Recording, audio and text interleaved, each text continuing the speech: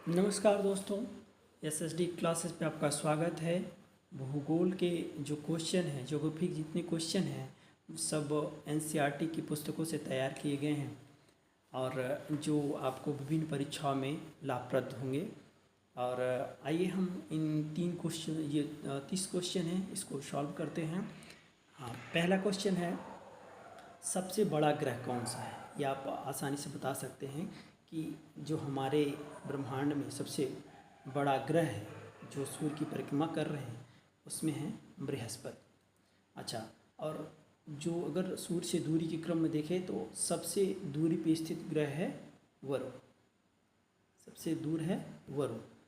ठीक है। और शनि में आकृतियाँ पाई जाती हैं शनि में, वो भी आप लोग जानते रहें। अगला क्वेश्चन है, सूर्य किस प्रकार का तारा है? तो मुख्य अनुक्रम तारा है। ऑप्शन नंबर बी सही इसका है, मुख्य अनुक्रम तारा है। अर्थात जो है 4 हाइड्रोजन नाभिक से एक हीलियम नाभिक का निर्माण करके अपनी ऊर्जा जो है उत्पन्न कर रहा है, इसलिए इसको मुख्य अनुक्रम तारा कहा जाता है। अगला क्वेश्चन है, पृथ्वी की उत्पत्ति से संबंधित गैसीय परिकल्पना किसने दी? तो ये दी है कांट लैप्लास ने दिया था। ऑप्शन नंबर ए सही है। और चौथा क्वेश्चन है, big bang theory, big bang सिद्धांत के अनुसार ब्रह्मांड की उत्पत्ति कब हुई थी? तो ब्रह्मांड की उत्पत्ति की बात की जा रही है तो ये हुई थी 13.7 अरब वर्ष पूर्व। ठीक है। अगला क्वेश्चन है, भूकंप के अध्ययन को क्या कहते हैं? तो भूकंप के अध्ययन को सिस्मोलॉजी कहते हैं। ठीक है। अगला क्वेश्चन है, पृथ्वी का सबसे बाहरी ठोस हिस्सा क्या है? जो है पृथ्वी का जो ठोस हिस्सा है वो भ्रू प्रॉपर्टी है। अगला क्वेश्चन है 7 नंबर, ग्रेनाइट किस प्रकार की चट्टान है? तो वो चट्टानें जो है 3 प्रकार की होती हैं। एक तो आग्नेय होती हैं, एक अवसादी होती हैं, एक रूपांतरित होती हैं। आग्नेय और अवसादी चट्टानें जो हैं परिवर्तित होकर रूपांतरित चट्टानें के रूप में बनती हैं। ठीक है। तो ग्रेनाइट के बारे में पूछ रहा है तो ये जो है आग्नेय चट्टान है। अवसादी चट्टानों के बाद जैसे अवसादी चट्टानों में कोयला पाया जाता है और आपका पेट्रोलियम पाया जाता है इन चट्टानों के बीच में, अवसादी चट्टानों के बीच में, जो एग्जाम में बहुत पूछा जाता है। 8 नंबर क्वेश्चन है, कोयला किस प्रकार की चट्टान है? तो ये आप भी जानते ही हैं कि कोयला जो है अवसादी चट्टान है। ठीक है। अगला क्वेश्चन है, भारत का कुल भौगोलिक क्षेत्रफल कितना है? तो ये है 3.28 मिलियन वर्ग किलोमीटर, मतलब 3,87,000 के आसपास है। ठीक है। ऑप्शन नंबर बी सही है। 10वां क्वेश्चन है, भारत का उत्तरतम जो है मतलब उत्तरतम जो है बिंदु कौन सा है? तो ये है उत्तर में जो सबसे अंतिम छोर पर स्थित बिंदु है वो है इंदिरा कूट, जो जम्मू कश्मीर में स्थित है। और अगर दक्षिण की हम बात करें, भारत का जो सबसे दक्षिणतम बिंदु कौन सा है? तो वो है इंदिरा पॉइंट। कौन सा है? इंदिरा पॉइंट। दक्षिणी बिंदु कौन सा है? इंदिरा पॉइंट है। ठीक है, ये है। अगला क्वेश्चन है, विश्व का सबसे ऊंचा पर्वत शिखर कौन सा है?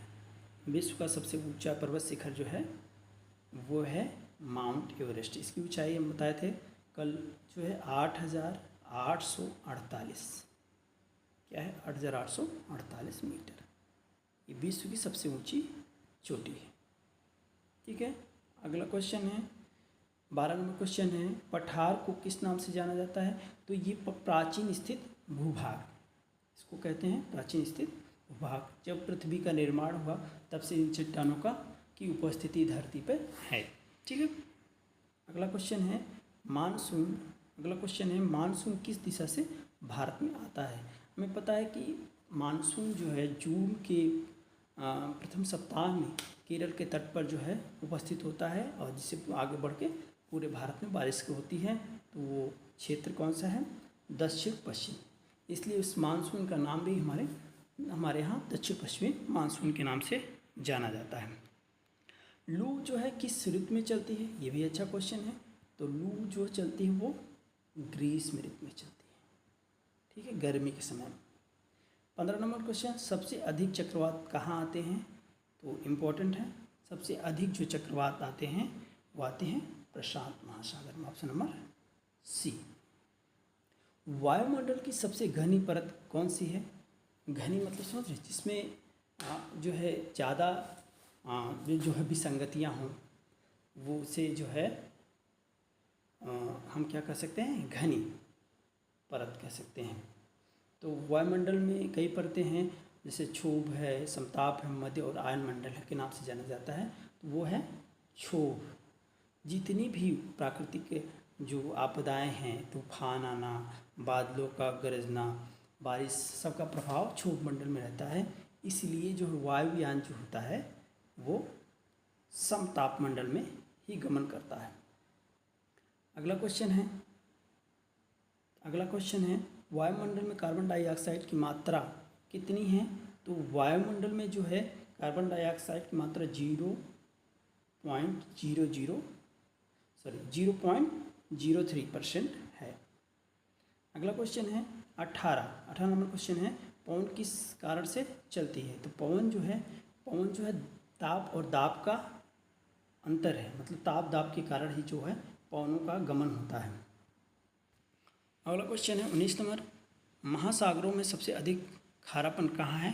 तो ये है भूमध्य, जो भूमध्य सागर है उसमें, इटली के पास में स्थित है, ठीक।